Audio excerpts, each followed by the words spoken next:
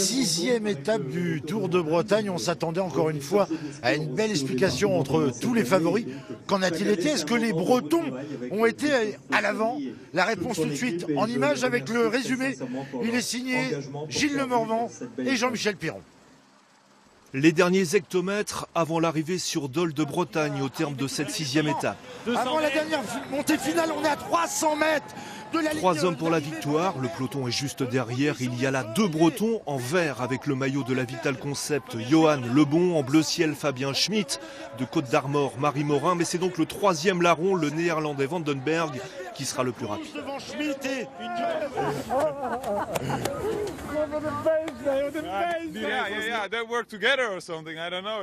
Ils ont collaboré en fait, les deux Français, même s'ils n'étaient pas de la même équipe.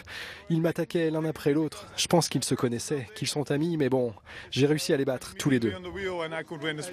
3 hommes, 3 rescapés d'un groupe de 13 qui avait faussé compagnie au peloton en tout début d'après-midi. Un groupe dans lequel figurait aussi le 2e au général Herman Dahl ou le coureur de la Fortunéo Maxime Bouet. Une échappée qui verra fondre sa minute d'avance au fil des kilomètres et ses rangs se clairsemer. Lebon et Schmitt, les plus tenaces, laisseront donc s'envoler la victoire d'étape en ne conservant que 5 petites secondes d'avance sur le peloton. Les 2 Bretons comptaient respectivement ce matin 1,27 et 18 secondes de retard au général. Ils ont donc manqué le coche malgré leur pugnacité. Ça fait depuis le début qu'on essayait que ça passait à côté. Bon, comme je dis, tant que la ligne n'est pas passée, c'est pas fini. Il reste encore une étape demain, donc on essaye encore demain, mais c'est vrai qu'aujourd'hui, je pense qu'on a fait une bonne course d'équipe.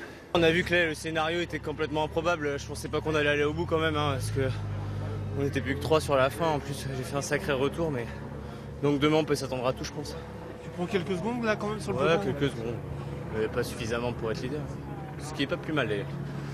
Fabien Schmitt, 3e, n'est plus qu'à 10 secondes du néerlandais Jarno Mobach ce soir au général. Le Breton avait déjà attaqué hier, il remettra le couvert demain. Alors on l'a vu, belle victoire de ce Hollandais Vandenberg aujourd'hui à Dol de Bretagne. Il y a une journée du final.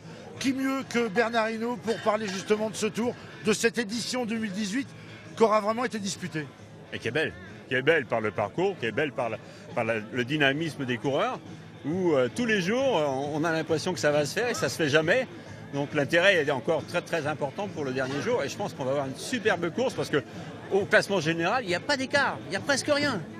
Donc tout peut se passer encore demain, comme souvent ça se passe dans ce Tour de Bretagne. Est-ce que Bernard, est-ce qu'on peut espérer enfin la victoire d'un Breton? Est-ce que c'est encore possible?